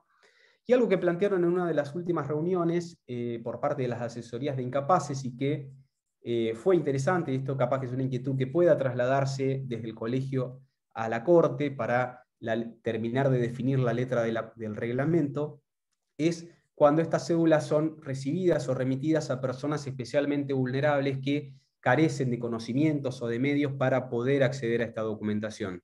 El ejemplo que dieron en la última charla fue por parte de una asesoría que refería a las notificaciones que son recibidas bajo esta modalidad por personas con limitación a su capacidad y que iban a la asesoría o llamaban diciendo que era imposible conocer qué documentos le estaban dando traslado. Por ejemplo, le estaban dando traslado de copias de una pericia a través de códigos QR. Bueno, son ajustes que, al igual que como se hizo para las personas con discapacidades visuales, podría quizás precisarse. La remisión electrónica del resultado de la cédula también se mantiene de la misma manera. Una vez que están practicadas las diligencias en formato papel, la oficina o la persona que fue la encargada de diligenciarla tiene la carga de digitalizar ese instrumento y remitirlo en forma electrónica al organismo, y como novedad se consagra o se recepta esta carga de conservación de los originales en papel de esas diligencias en resguardo de las oficinas o de las personas que hubieran efectuado o llevado adelante esa notificación. Actualmente teníamos un conflicto o algunas dudas sobre quién tenía que resguardar esas piezas originales, y también la paradoja de que teníamos expedientes iniciados y tramitados íntegramente en soporte digital, con lo cual no teníamos ni una sola constancia documental en papel, pero nos venía de la oficina de mandamientos la devolución del informe en papel, cuando ya previamente estaba digitalizada, y no sabíamos qué hacer realmente con ese papel, si crear una carpeta doc para poner una sola hoja de papel, que prácticamente iba a ser la única constancia papelizada del trámite, o si poner un cartapacio general para ir resguardándolas. Bueno, eso ahora queda en conservación de la oficina o de la persona que lo diligenció, y por el plazo que oportunamente va a determinar la Corte a través de una reglamentación. Los oficios judiciales están regulados en el artículo 15 del anexo 1 del reglamento y replica también en lo sustancial la modificación que trajo el acuerdo 3997. La regla es que serán generados y suscriptos digitalmente. La única precisión que hay aquí es que si el destinatario tuviera un domicilio electrónico inscripto en el régimen de domicilios electrónicos que aprobó el acuerdo 3989 y sus modificatorias, se va a aplicar en lo pertinente lo dispuesto en el artículo 10, es decir, el mecanismo automatizado. El procedimiento para controlar y para generar y controlar estas piezas va a ser el previsto en el anexo 3 del acuerdo 4013 que referimos recientemente. Y la leyenda, también en este caso, que hablábamos para las cédulas, también las va a incorporar automáticamente el sistema.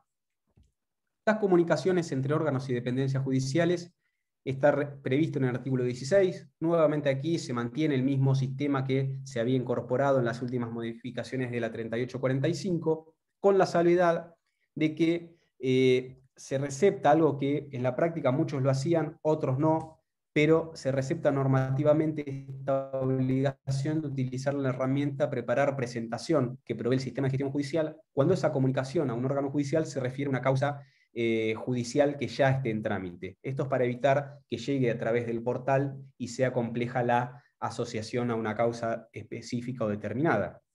Acá nuevamente les traigo unas capturas de pantalla para el que no conozca esta herramienta. Vamos a seleccionar el trámite que le querramos notificar a otro organismo que tiene una causa judicial determinado y vamos a abrir preparar presentación, esto siempre haciendo clic derecho sobre el trámite. Preparar presentación nos va a abrir este cuadro en donde vamos a poder seleccionar el organismo al que le querramos dirigir la comunicación y los datos de la causa. Consultando la existencia, vamos a seleccionar la causa específica, confirmar, y ya va a quedar listo para notificar en esa causa. A pesar de esto, también tenemos otra herramienta que es para el organismo destinatario de esas comunicaciones a través del módulo de firma digital que se incorporó en una de las últimas actualizaciones, que es esta pestaña o este botón que aparece arriba a la derecha del módulo de firma electrónica, que es notificaciones, que nosotros haciendo clic a ese botón vamos a poder ver las notificaciones que se hubieran enviado al portal, pero que nosotros la querramos asociar a alguna causa determinada. En este caso vamos a poner nuestro domicilio electrónico, nuestra contraseña, que puede ser el del juzgado o el del titular. Vamos a buscar, y una vez que seleccionamos cada notificación, que estas son notificaciones genéricas, que no están asociadas a una causa, sino al domicilio electrónico del juzgado o de un funcionario o del titular de ese juzgado. Cuando pongamos visualizar notificación, vamos a verla tal como la veríamos desde el portal, y acá nos va a permitir la opción de generar trámite, que cuando nosotros le hagamos clic, nos va a permitir seleccionar la causa. Supongamos que esta notificación realmente iba referida a una causa puntual, vamos a poder nosotros seleccionar la causa del organismo nuestro, a la cual querramos incorporarla. Ya para ir finalizando, nos queda algunas previsiones de discapacidad visual y una novedad, que es el telegrama electrónico que tenemos para el final. De esto no me voy a detener mucho, porque ya lo habló Simón al iniciar la charla. Es este régimen que contempla el artículo 18 para estas personas que manifiesten algún inconveniente por una patología que les impida acceder plenamente a las funcionalidades del sistema. Lo tienen que pedir, tienen 60 días para corroborar, para acreditar a través del correspondiente certificado esta capacidad que invocan, esta imposibilidad de utilizar el sistema plenamente, y lo que hace básicamente es facultar a las personas que así lo soliciten la no obligatoriedad del sistema. Es decir, para aquellas personas que prefieran seguir utilizándolo, van a poder hacerlo, y para el que prefiera ir a un sistema papelizado porque ya se siente más habituado o considera que es mejor para su condición, puede continuar utilizando el sistema papel. Esto tengamos en cuenta, y lo subrayo, ya está operativo a pesar de esta etapa de evaluación participativa en la que nos estamos convocando entre todos. Ya está operativo, y si las personas solicitan y tienen este plazo para acreditarlo, no ser obligadas a utilizar los sistemas electrónicos, ya podemos dispensarlo a partir de la vigencia de este artículo. Y algo muy importante que tenemos que tener en cuenta es que también pueden concurrir a la sede de los órganos judiciales sin necesidad de obtener un turno previo. Esto tengámoslo en cuenta porque ya está operativo. Y para ir cerrando con esta parte de mi exposición, quería detenerme en el telegrama electrónico, que es algo novedoso y que aparece en el artículo 4 del Acuerdo 4013, no está en el texto, no está en el cuerpo del reglamento, sino en el acuerdo, y que incorpora como artículo 2 bis al Acuerdo 3989 el siguiente texto. En los casos en que se disponga el traslado de la demanda, la intimación de pago, la citación como tercero, la intervención de la contraria en los supuestos de diligencias preliminares y cautelares anticipadas, y atención, siempre que el destinatario no tuviera un domicilio electrónico inscripto en el registro de domicilios electrónicos, por no estar comprendidos en ese régimen, la notificación podrá diligenciarse a opción de la parte interesada a través del telegrama electrónico de conformidad a la reglamentación específica que dicta el tribunal y los convenios que hubiere celebrado de acuerdo a lo previsto en el artículo 9 del acuerdo 3989. La primera duda que reconozco me surgió a mí fue si no había una contradicción con el Código Procesal Civil y Comercial, en particular el artículo 143, que habla sobre medios alternativos de notificación a la cédula, entre los cuales incluye el telegrama y la carta documento, y en uno de los párrafos determina que los medios mencionados en los apartados 1, 3 y 4, entre ellos el telegrama y la carta documento, no podrán utilizarse en los supuestos notificaciones previstas en los apartados 1, 10 y 12 del artículo 135. En particular, el apartado 1 refiere a la notificación de estos primeros traslados en el proceso. Bueno, la verdad que no hay una contradicción con el Código Procesal, porque en realidad tenemos que tener en cuenta los antecedentes del telegrama electrónico.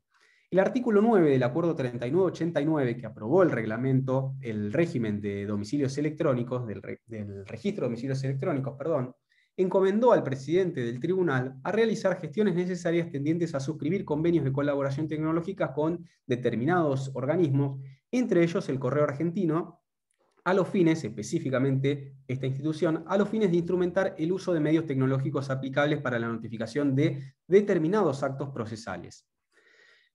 Luego de ese acuerdo, el 3989, que ya contemplaba esa posibilidad de que el presidente del tribunal avance en conversaciones, en acuerdos con el Correo Argentino para notificar determinados actos procesales, apareció la ley 15.230, que creó el registro de domicilios electrónicos en el ámbito administrativo provincial, pero a su vez convalidó el acuerdo 3989 de la Corte.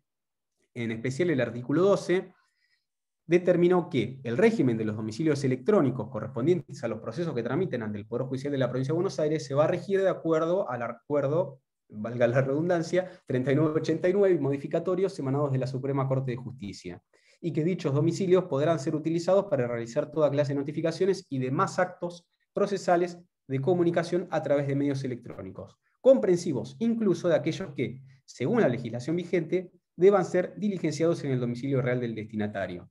Como la ley 15.230 es posterior al Código Procesal Civil y Comercial y convalida y refrenda el régimen que instituyó el Acuerdo 3989, aparece este telegrama electrónico como un nuevo medio de notificación que está fundado en el régimen al que alude el artículo 12 de la ley 15.230, en una admisión o habilitación competencial que esa norma legal hizo en favor de la potestad reglamentaria de la Suprema Corte y que, reitero, se encontraba ya contemplado en el propio artículo 9 del Acuerdo 3989. Todo esto depende claramente de que se concluya ese convenio con el Correo Argentino, que está en curso, todavía no, hasta donde tengo entendido, no está cerrado, y una vez que se complete su instrumentación, va a ser aplicable en todos los casos en los que, por cualquier motivo, no se puede utilizar el régimen de notificación electrónica. El telegrama electrónico, de este modo, se va a usar para notificar traslado de demanda, intimación de pago, citación como tercero, etc., siempre que el destinatario, esto es importante, siempre que el destinatario no tuviera un domicilio inscripto en el registro de domicilios electrónicos. Va a ser entonces una opción más aplicable a supuestos en que se va a notificar esos actos en un domicilio físico, un medio alternativo a la cédula en papel, cuya elección va a ser facultativa para el interesado en practicar la notificación y obviamente va a tener un costo adicional que eventualmente será incluido en una posterior condena en costas. Acá habrá que ver supuestos particulares en cuanto a beneficio de gratuidad, si se trata de defensa al consumidor y demás, que habrá que ver en qué términos sale el convenio, cómo sale luego la reglamentación una vez concluido el acuerdo con el Correo Argentino. Todo esto, modalidad, costo, procedimientos, va a depender de eso. Hasta acá entonces terminé la exposición, el análisis que intenté hacer del capítulo de notificaciones electrónicas del nuevo acuerdo. Y bueno, quedamos entonces ya para la etapa de preguntas. Simón, te cedo nuevamente la palabra y muchas gracias a todos por la atención. Bueno, muy buenas las exposiciones de Andrés y de Hernán. Muchas gracias. Bueno, tal como lo anunciaba Andrés y está previsto, con esto culminamos esta etapa de presentación del nuevo reglamento. Hemos ido respondiendo algunas preguntas en el chat, pero ahora queda abierta la posibilidad de que pidan la palabra y a ver, acá podemos intercambiar ideas, dudas, lo que quieran. Levanten la mano y...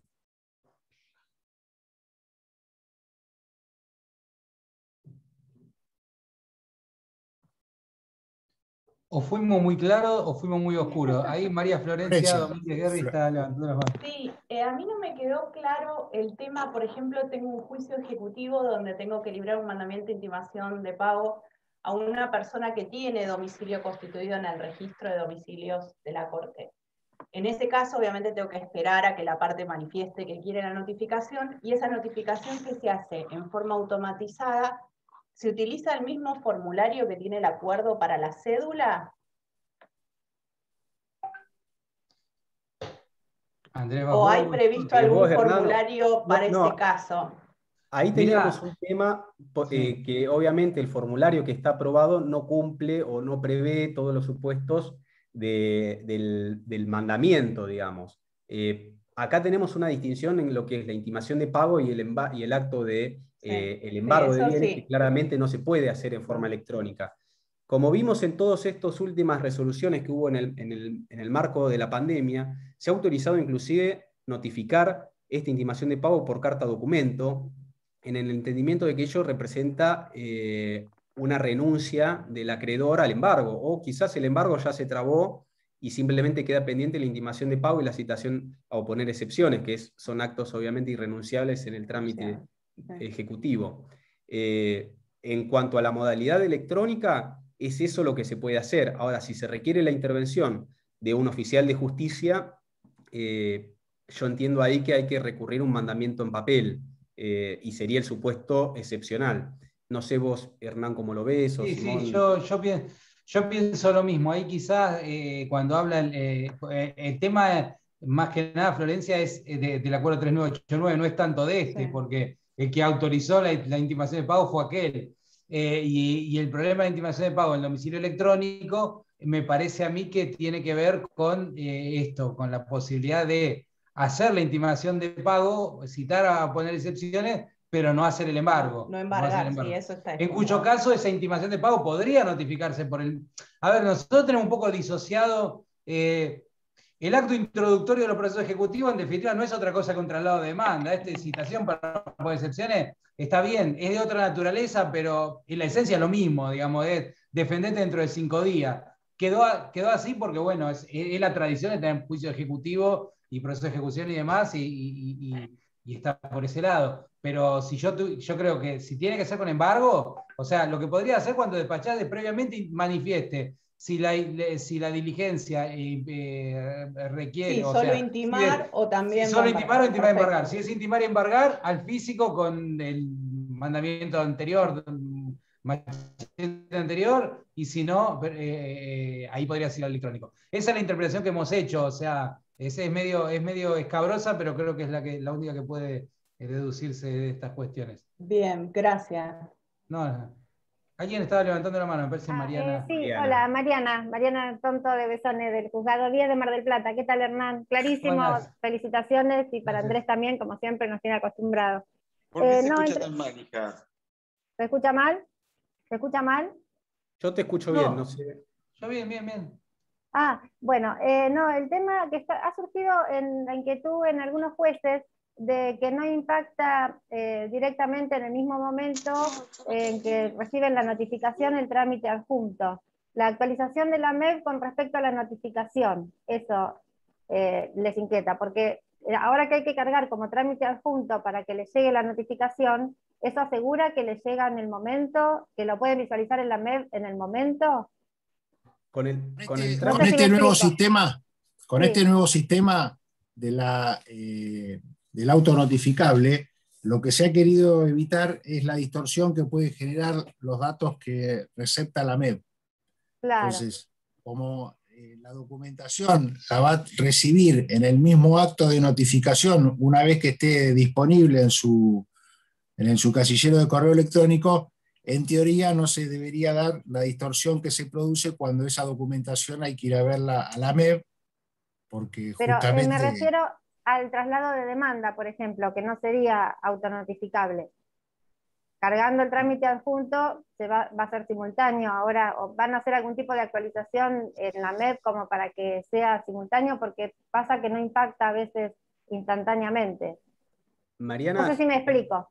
Sí, pero a ver si te entiendo. Te digo Mariana porque tenemos confianza. Sí, estamos en confianza. la comisión. El sistema está previsto que la notificación se va a cursar a un domicilio electrónico, con lo cual lo va a tener que, el anoticiamiento se va a producir a través del acceso al portal, al sistema de notificaciones con el usuario y clave del destinatario. Claro. Cuando nosotros le incorporamos la referencia trámite adjunto, lo que garantizamos es que el trámite se va a notificar en forma simultánea con las copias. Es decir, como yo mostré en alguno de los cuadritos, cuando mostré cómo lo veía el destinatario en el portal, le llega como un link a la notificación que recibe. Claro. Y eso es instantáneo, no depende de ninguna actualización de servidores ni de nada. La MEP igual va a seguir estando, se va a poder, como existe, va a seguir existiendo, y lo va a poder ver, pero con estas limitaciones que tiene la MEP, que ya todos conocemos, que es este delay que hay en la carga de información, o cómo refleja la información. Pero al destinatario le va a llegar todo en el mismo acto. Si nosotros no utilizamos esa referencia de trámite despachado, trámite adjunto, que no es lo mismo que trámite despachado, al destinatario le va a llegar el proveído y le va a decir de la demanda traslado, y no va a ver en el portal en ese momento la copia de la presentación que se le está dando traslado. Exactamente. Esa es la diferencia, y por eso es el motivo de que se tiene que incorporar como trámite adjunto al proveído que se notifica, para evitar que haya una disociación entre la copia le va a aparecer al otro día, la va a poder ver en el portal, en la MEP, pero no en el mismo acto. Ahora espero haber sido claro yo con perfecto, clarísimo, y quedó aclarado, porque claro, con el trámite adjunto ahora son dos trámite despachado y trámite adjunto, y eso asegura que va a tener la copia a disposición del destinatario. Perfecto. Gracias, Andrés. Y otra inquietud era por qué son 2 días y no 3, el tema de la aclaratoria.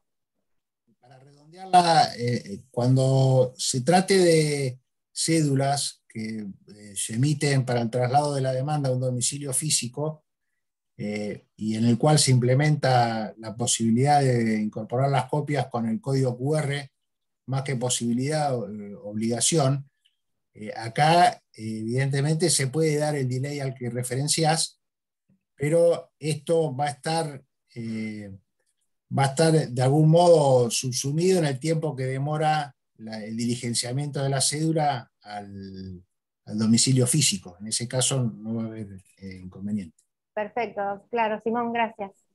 Sí, el otro tema era el tiempo, en vez de 2, 3 días para la aclaratoria, por ahí para tener, como el 166 habla de 3 días, en el inciso 2 era otra inquietud de los jueces, pero no sé por qué tomaron los 2 días, por alguna razón especial. Lo podemos tomar a la observación, me parece que está bien.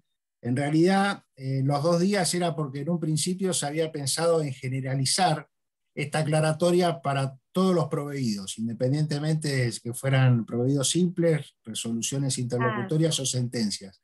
Claro, entonces, en ese contexto se habló de 2 días. Después la reglamentación terminó limitando este supuesto de aclaratoria de oficio a las sentencias, con lo cual entiendo yo que este puede haber sido una explicación, pero me parece que podría, en la medida que se mantenga exclusivamente para las sentencias, se podría ampliar a 3 días. Claro, porque antes era hasta antes de la notificación, y eso te daba un margen de tiempo, porque por ahí la parte misma se da cuenta y mandaba los escritos, pero es una cuestión mínima, no hace demasiado.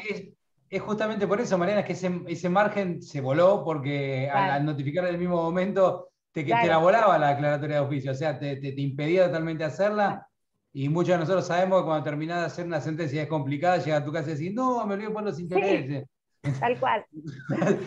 Me parece que es mucho más prolijo esto, que alguien preguntaba por ahí el quitar firma. El quitar firma es medio que una aberración, porque era como decir, bueno, firmé algo y lo rompo y pongo otra cosa en su lugar, ¿no? A ver, ¿qué pasaba? A veces te traes, mirá que traeme y la rompías, y bueno, y después te quedaba de una manera en la MEP, todo. No, esto me perfecto. parece súper prolijo, pero como dice Simón, quizás se pueda receptar este tema porque quedó 2, pero bueno, podría ser 3. Quien dice, no hay 2 sin 3, quien dice 2 sin 3. ¿No?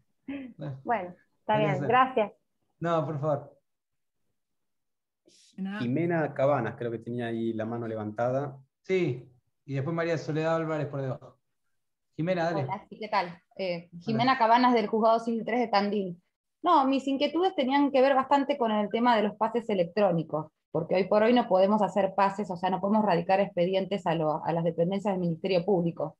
Si tenemos que hacer un pase a la asesoría de incapaces o a la Fiscalía, nosotros lo efectivizamos con una suerte de notificación haciendo referencia a que la compulsa del trámite se hace por la MEB. Pero no tenemos la posibilidad de erradicar el expediente, con lo cual, paradójicamente, el expediente está en vista y está en trámite en el juzgado simultáneamente. Sí. Eso por un lado. Y por otro lado, otra dificultad, que yo un poco la había puesto en el chat y que debe pasar lo mismo a la inversa con las quejas, es qué pasa cuando se conceden los recursos con efecto devolutivo, que se forman expedientillos para remitir a la alzada. Es como que se está generando innecesariamente otro expediente más que después no se puede incorporar electrónicamente al principal.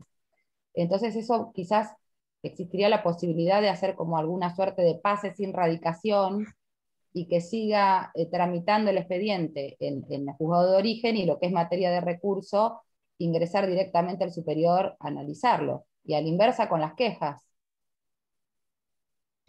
Puedo tomarlas las dos yo si quieren, mirá, soy valiente. Sí. Vale. Porque aparte me atañe porque, mira, nosotros, Jimena, en la sala sacamos esto de este fallito que anda dando vuelta por todos lados, que es el que dice que el 250 no va más y todo, pero tenés toda la razón del mundo, pero me parece que trasciende a este acuerdo, porque en realidad tiene que ver con el expediente. Eso quizás debería haber sido en materia del acuerdo 3975 cuando se estableció. Tenés razón en todo, íntegramente en todo lo que decís. No tiene ningún sentido la promoción de un expediente, o sea, la formación de un incidente. Nosotros pedimos la formación digital, o sea, no en papel, la formación digital, pero te queda esto dando vueltas por ahí. Lo cierto es que también eso te permite el trabajo simultáneo, aunque podés seguir despachando vos en una causa cerrada, te permite el trabajo simultáneo el 250 electrónico, o sea, nos permite a nosotros trabajar en un expediente mientras ustedes mantienen abierto el otro en primera instancia. La realidad es que lo que no debería existir más es pedirle la copia a las partes, después que nosotros formemos un 250 electrónico, ¿no? Bueno, es una y otra cuestión. Y lo otro que decía, lo de las vistas, lo que pasa es que, mirá, alguien por ahí ponía, y esto modifica el código, es que dentro de poco no va a quedar nada de un código, o sea, dentro de poco va a ser todo un procedimiento distinto, pero porque el código es anacrónico y la Corte no lo puede modificar, ¿qué quieren que hagan?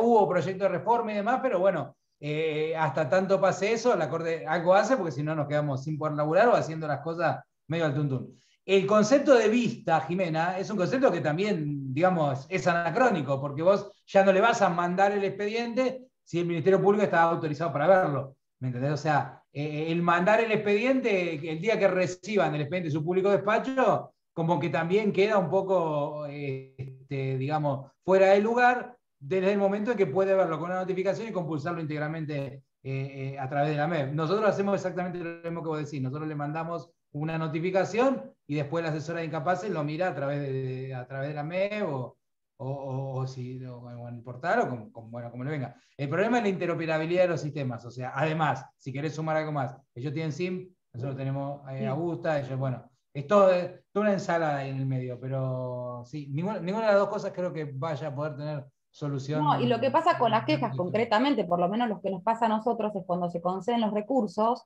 por ahí las partes siguen haciendo la presentación en la queja y no en el expediente principal. Cuando estaba el expediente en papel se solucionaba agregando físicamente la queja al expediente, pero ahora es como que eso genera como bastantes inconvenientes. Claro, bueno, ahí cuando uno admite una queja lo que debería hacer es pedirte vos que le radiques el principal y directamente seguir en el principal. O sea, nosotros cuando emitimos la queja en el momento disponemos la radicación del principal y le hacemos a las partes que siguen el principal y la queja la guardamos, todavía tenemos algunas en papel. Ahora la tiramos, sí, en azul recibe notificación de la vicepresidencia. Déjame incorporar un dato, Hernán. Dale. Ahí lo que hay que tener en cuenta es que este reglamento, si bien contiene algunas cuestiones vinculadas con el sistema de gestión, no está reglamentando el sistema de gestión, me parece que lo excede.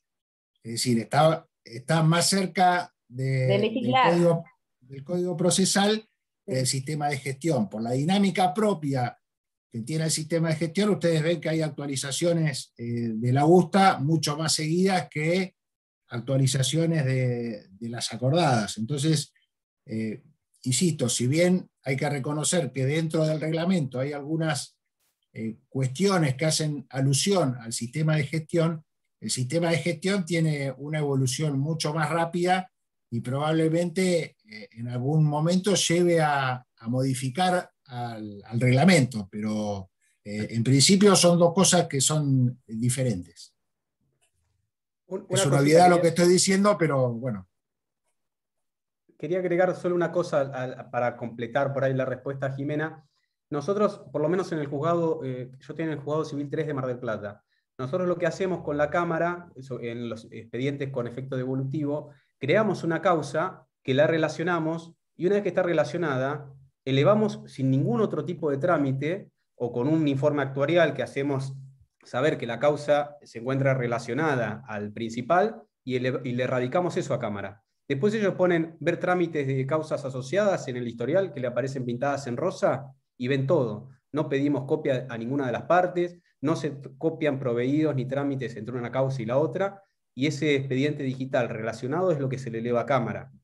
Con lo cual lo resolvemos de esa manera. No, sí, nosotros hacemos lo mismo. Lo que pasa es que eso para las partes induce error, porque a veces se equivocan las presentaciones y en vez de dirigirlas al principal las mandan al expedientillo o a la queja y viceversa. Eso sí, esa es la dificultad. Eso sí, queda ahí la causa abierta. Pero bueno, son ya digamos, como dijo Hernán, por ahí cuestiones que exceden al reglamento de notificaciones y presentaciones, por ahí es más propio del reglamento del Acuerdo 3975. Y con respecto a las vistas, nosotros también hacemos igual. Lo que hay un problema, que lo advertimos, lo plantearon por ahí algunos asesores, creo que esto hay que resolverlo. Todavía no sé si en forma informática o a través de alguna precisión en esta letra fina del acuerdo, del reglamento que termine generándose a partir de esta instancia participativa, que es que a la asesoría, así como al Ministerio Público o a otro tipo de organismos o dependencias que puedan intervenir en el proceso, no es necesario notificar todo, porque hoy imagínate que tampoco sería útil que se le notifique cada trámite a la asesoría, sino los trámites que se determinen. Eso yo creo que hay que aclararlo por ahí. En el sistema Augusta se puede determinar como partes notificables de todo y que si hay algo que haya que notificar solo a la asesora o solo al Ministerio Público, notificar o seleccionar puntualmente en esos casos para evitar que le llene de ratifica o de téngase presente, cosas que son innecesarios para la asesora. Eso lo tenemos agendado ahí como para analizarlo en estas propuestas. Bueno, muchas gracias por las respuestas, muy claras todas. Por ahí Mariana es Álvarez, había levantado la mano recién. Acá, María Soledad. Hola. Mariana, sí. Sí. Quería preguntar, en caso de rebeldía, las exclusiones, una vez que está, que dice decretada y notificada, queda notificada por la publicación en la MED de las resoluciones posteriores. Respecto a la sentencia, con la notificación de la sentencia y el artículo 62 del Código, ¿cómo se haría la notificación de la sentencia? ¿Quedaría regida por esta exclusión o habría que notificarlo como se hacía antes, que había que notificar, digamos, al físico, al rebelde? Me parece que tu parte, Andrés. Sí, eso es una cuestión que no quedó bien del todo definida. Por ahí sea necesaria alguna aclaración ahí. Si vamos a lo que dice el acuerdo, habla de todo, las sentencias también, y eso queda incluido, digamos, dentro de ese sistema excepcional que determina la notificación por la MEB. No es por ahí muy consistente con lo que determina el Código Procesal, por ahí sea necesaria alguna precisión. Eso quizás se pueda elevar como propuesta para alguna aclaración. Sí, claramente simplifica subirlo a la MEB y que quede notificado si ya se hicieron todos los intentos. Y la notificación de la sentencia. El texto del reglamento es lo que surge, que es una exclusión y que operaría esa notificación a través de la publicidad en la MEB. Que por otro lado tampoco es tan descabellado, en el sentido de que no compareció el proceso, fue citado, o sea, le aseguró ya el primer anoticiamiento. Bien. sería más o menos como borrar el artículo del código. Pero bueno, queda ahí. Básicamente. A ver, yo creo que lo borrarían, pero con el beneplácito de todos. O sea, nuestro, de Colproba, de todo. Porque no hay nada peor que después tener que buscar un rebelde. Y nosotros nos pasa en la Cámara que a veces tenemos un recurso extraordinario y lo mandamos a la Corte así. Y Don Camps se da cuenta y dice, no, falta notificar rebelde. Y rezamos que el tipo vive en el lugar, no tuvimos que notificarnos por edicto, no solo en la Cámara. ¿Quién la pone a los edictos? ¿Nosotros? ¿Les decimos, vamos a poner nosotros en tu bolsillo? No, pero sí, es un problema. Estaría buenísimo no notificarlo más, y yo coincido con lo que dice Andrés. Si te citan a venir a un proceso y nunca más venís, sí, bueno, no llores después. Ahora, lo que pasa es que a veces esa notificación de la sentencia como segunda notificación, a ver, porque tenés dos notificaciones, tenés la que te citaron y no viniste, más la de la rebeldía, o sea, tenés dos. Con esto serían tres. Quizás te sirve como un reaseguro para purgar un poco, y estar seguro que todo funcionó bien y que te notificaron también la sentencia. Pero es lo que dice, yo coincido con eso, no sé si vos estás de acuerdo también, pero quizás algo se podría haber de aclarar en el acuerdo, quizás tomamos nota con eso y transmitimos la inquietud. Bien, gracias. ¿Nadie más? No sé si alguien más quiere decir algo. Jimena, no Yo sé quería sumar. ¿Cómo estás? ¿Cómo estás, Andrés? Quería sumar un poquito, no sé, creo que vos comentaste en la charla recién, hace un ratito, el tema de las asesorías de otras departamentales que habían marcado el tema de los vulnerables. En el Foro de Familia yo creo que nos manejamos con un gran número de esta gente que con el tema de notificación electrónica hay gente que no accede a lo tecnológico, no accede a lo informático, y no sé si nos estamos olvidando o nos estamos pasando por alto eso, cómo notificar una declaración de incapacidad, cómo notificar una violencia familiar, ese tipo de cuestiones. Me parece que está bueno esta aclaración. Quería sumarme a lo que comentaste antes, que dijeron de alguna asesoría en otro lado, ¿sí? O si les llega una notificación con un código QR, esta gente tal vez no accede. Estaría bueno poder contemplar también estos supuestos.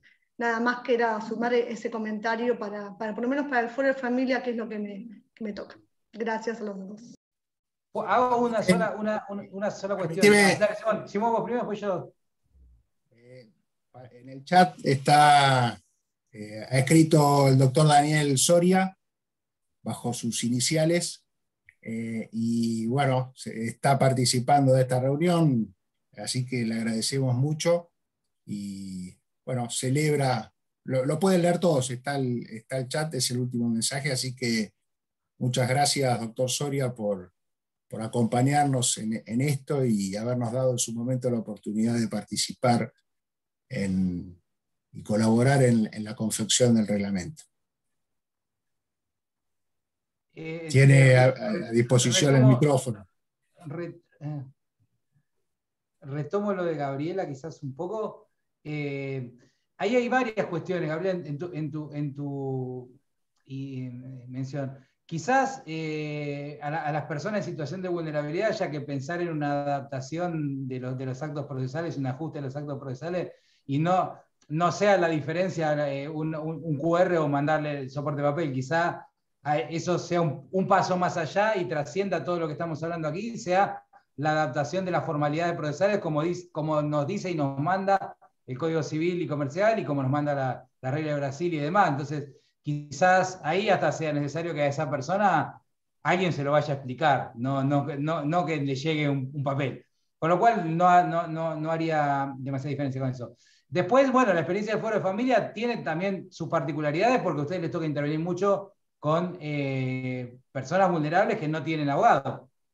Entonces, estas cuestiones de donde te llegan, generalmente te llegan por comisaría, estas notificaciones y demás. Cuando te notifican, por ejemplo, una medida de exclusión, nunca te va a llegar, no te va a llegar a ver, no llegaba antes y no va a llegar ahora una copia con un traslado en escrito ni un código QR. Con lo cual creo que ahí el ámbito sería un poco acotado, porque el resto de las personas vulnerables, bueno, les llegará por intermedio de su letrado o por la defensoría o por los patrocinios jurídicos gratuitos y todo eso, con lo cual quizá ahí no haga tanta diferencia. Digamos, el acuerdo no desconsidera la situación de las personas en situación de vulnerabilidad, de hecho, toma muy en cuenta el tema de las discapacidades visuales y todo ese asunto.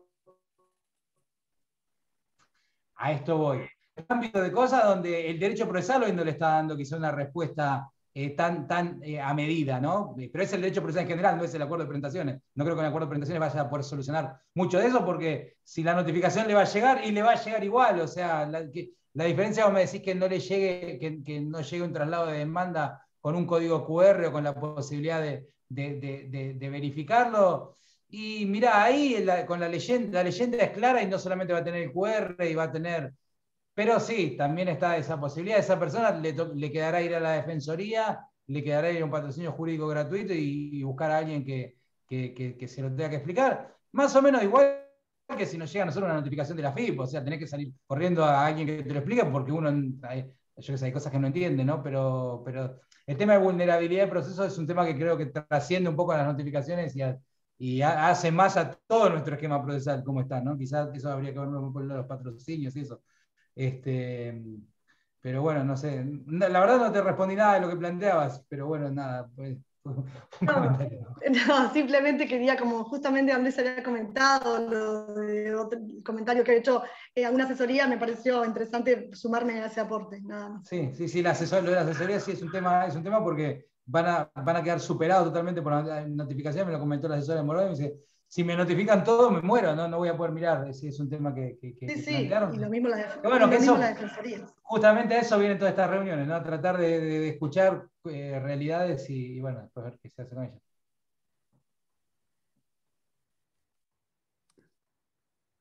¿Había alguna mano más levantada por ahí o no? No me pareció.